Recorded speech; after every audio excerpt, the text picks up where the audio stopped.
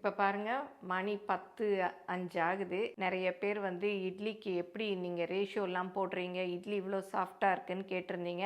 அதுக்கு தான் இப்போ ஊற வைக்க போகிறேன். நைட்டே நான் எப்போவுமே ஊற வச்சுருவேன்.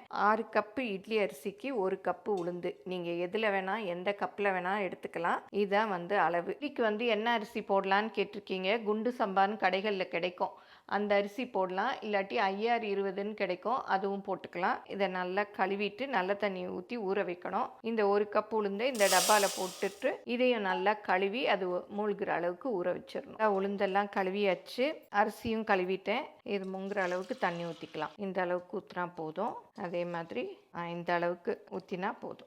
இப்போ மூடியால் மூடி ஃப்ரிட்ஜில் வச்சிடலாம். ஊற வச்ச உளுந்தும் அரிசியும் ஃப்ரிட்ஜில் வச்சாச்சு. நைட் ஃபுல்லும் ஊறட்டும். இப்போ ஃப்ரிட்ஜிலேருந்து எடுத்தாச்சு. பாருங்கள், நல்லா ஊறியிருக்கு. இப்போ உளுந்தை போட்டுக்கலாம். தண்ணியோடு ஊற்றிடாதீங்க. தண்ணி வந்து தெளித்து ஆட்டணும். அப்போ தான் வெண்ணெய் மாதிரி வரும். கொஞ்சமாக தண்ணி ஊற்றுறேன். பாருங்கள், வெண்ணெய் மாதிரி வந்திருக்கு. இந்த மாதிரி வரணும். இதையும் ஆட்டிக்கலாம். இதுக்கு தேவையான உப்பையும் போட்டுடலாம். இந்த அளவு நைஸாக இருக்கணும். இதோட போதும். இதோட உளுந்தையும் அரிசியும் கலந்து இது பண்ணலாம். மாவு கன்சிஸ்டன்சி இந்த மாதிரி இருக்கணும். அப்போ தான் வந்து இட்லி நல்லா வரும். நான் முந்தின ரீல்ஸில் எப்படி இட்லி ஊற்றுறது அப்படிங்கிறதெல்லாம் சொல்லியிருக்கேன். எல்லோரும் ட்ரை பண்ணி பாருங்கள்.